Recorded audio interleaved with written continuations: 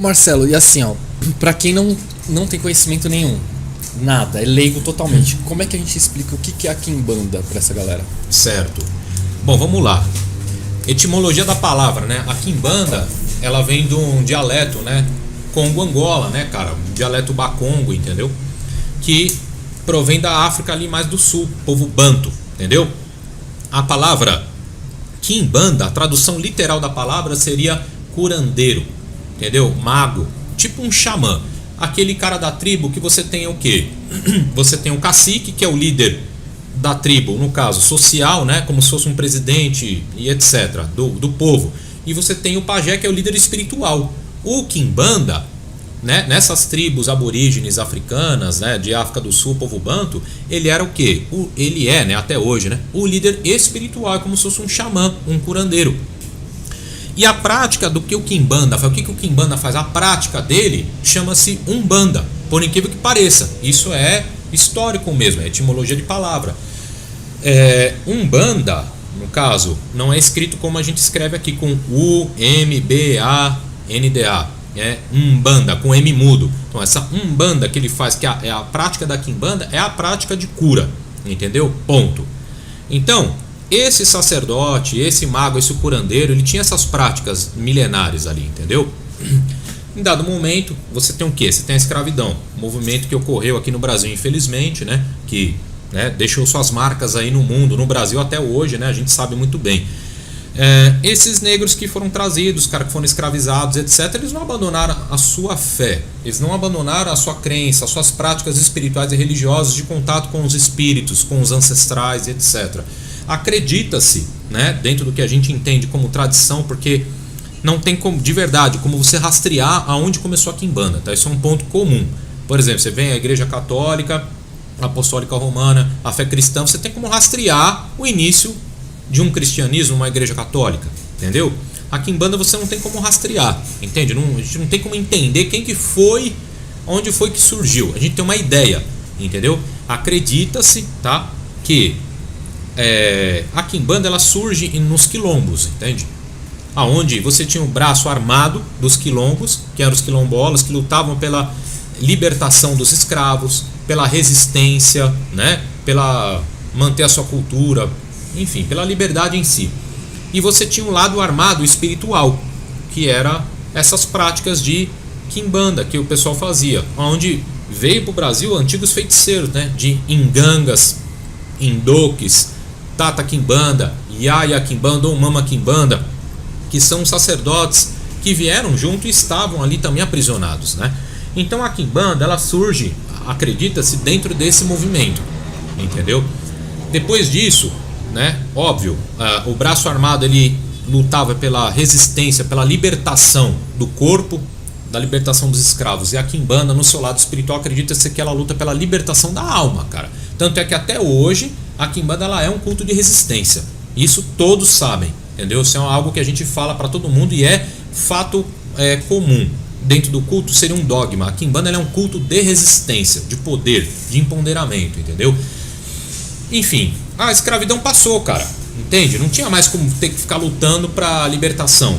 Mas esse pensamento, ele acaba sendo migrado, ele acaba sendo marginalizado, ele acaba indo para as periferias. É onde nós temos ali a influência de outros cultos que agregaram a isso. Por exemplo, você pega o culto da cabula, entendeu? Que o culto da cabula era também um culto, cara, extremamente fechado, entende? Era só iniciado que participava.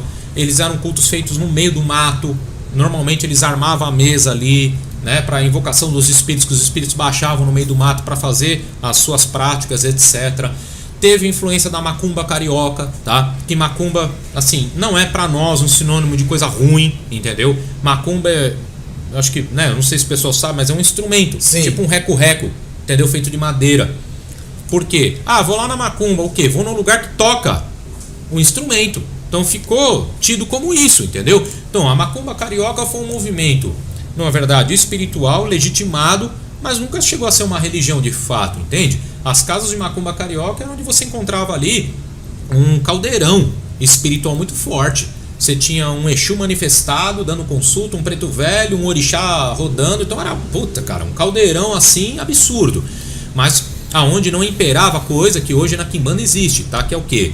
A distinção de bem ou mal, o que é certo, o que é errado. Era uma coisa mais o quê? De uma libertinagem, talvez, não julgando. Era um culto onde não se fazia mais um tanto julgamento. A quimbanda também preservou isso, né? Até hoje. E aí, óbvio, teve o aparecimento, o advento da Umbanda, né? A Umbanda tem essa pegada muito mais cristã, né? Ela tem uma pegada muito mais de voltar para a prática da caridade, o bem para a prática da caridade, a manifestação do espírito para a prática da caridade, ajudar o próximo, e é onde não cabe certas coisas, entende? A Umbanda, assim, eu sou leigo, mas sim, a Umbanda ela é mais o sincretismo, né, do catolicismo com as religiões afro. Também, né? A Umbanda, na verdade, ela é um movimento, um culto, né? Uma religião, que hoje ela é uma religião instituída, né?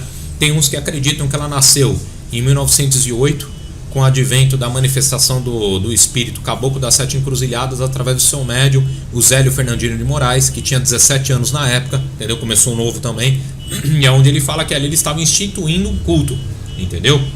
É onde começou a ter esse desdobramento da Umbanda, depois entrar nos orixás e tal. Então a Umbanda, na verdade, ela veio tomando forma nesses anos todos, até hoje virar uma religião da forma qual é, que tem instituído, tem seus fundamentos.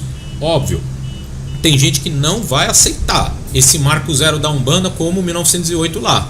Tem gente que fala que antes do Zélio já existia Umbanda.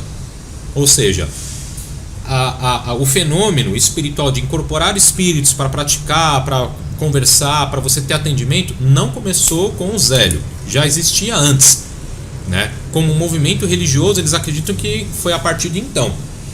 Mas com o advento da Umbanda, cara, com essa questão de prática da caridade e tal, certas coisas não eram admitidas, né? Então uma pessoa que vai buscar um trabalho que não tem muita legitimidade, assim, que não é muito ético, entende? Não é aceito. Até hoje na Umbanda é assim, entendeu? Você não vai, exemplo, né? A pessoa tem bom senso, vai numa gira de preto velho, você vai pedir uma separação de casal. Isso não acontece, entendeu? Você é até convidado a se retirar, né?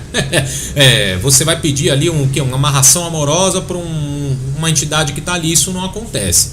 Então a quimbanda ela já tem outro olhar sobre isso. A quimbanda ela não julga, ela prega o quê? É um culto de resistência, um culto de libertação, mas isso vai de acordo com a visão do sacerdote. Então eu, como sacerdote, eu não sou obrigado, na verdade, a receber tudo quanto é trabalho que pinta na minha porta. Isso vai de acordo com a minha doutrina, com a minha, porque se eu prego a liberdade, essa liberdade tem que ser boa para mim também. Claro. Entende? Eu não posso virar um instrumento de marionete dos outros, coisa que a quimbanda também não acredita.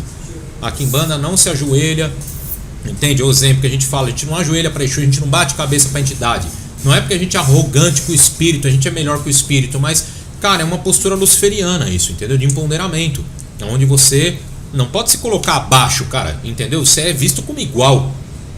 Na Umbanda é tido, por exemplo, o pessoal fala no comum, você já deve ter ouvido, falar, não, o cavalo.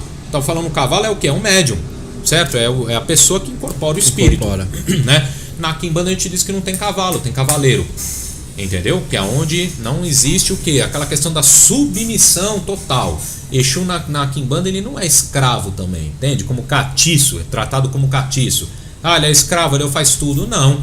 Na quimbanda, Exus são grandes mestres, cara. Entendeu?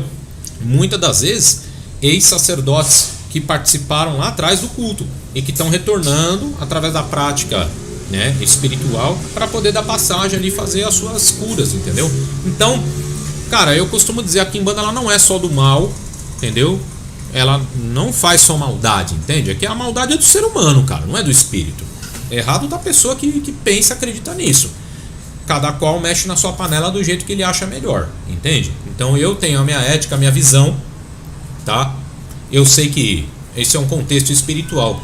Tudo que você emana pro universo, você recebe um eco disso. Então eu não sou besta de ficar só fazendo trabalho negativo, só magia negra de destruição, só coisa para afundar a vida dos outros, que eu sei que isso retorna. De alguma forma ou não, retorna. Não é que eu acredito em lei de retorno.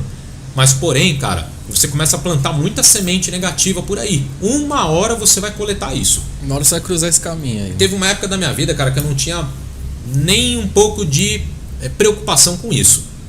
Cara, eu deitava o cabelo mesmo, não tava nem aí. Fazia, acontecia. Eu vou te falar, não pegava uma gripe, viu, cara? Sabe? Foi a época que eu ganhei dinheiro. Mas foi a época também que tive várias cobras ao meu lado e tal. Então eu senti essa cobrança, essa situação. Então é o que você tá plantando, você vai acabar pegando também. Não que hoje eu não faça, a gente entende muito injustiça. A Quimbanda ela tem uma linha de justiça muito forte. Fizeram a maldade pra você, então pera um pouco. Então você é um cara honesto, você tem seu trabalho, né? Como você tem seus empreendimentos. Chega um cara lá, concorrente, fala: vou fechar teu negócio agora, vou fazer de tudo, e começa a descer bucho em você, cara. Começa a te prejudicar e tal. Porra, você tá sendo injustiçado, cara. Isso não é certo. Aí na ótica da Quimbanda, o jogo, você vai por um jogo e vê que você tá sendo fuzilado, é óbvio, o espírito vai chegar e falar: ó, tem que ser feito um trabalho de ataque, de proteção, pra impedir isso daqui, tá entendendo? Ok.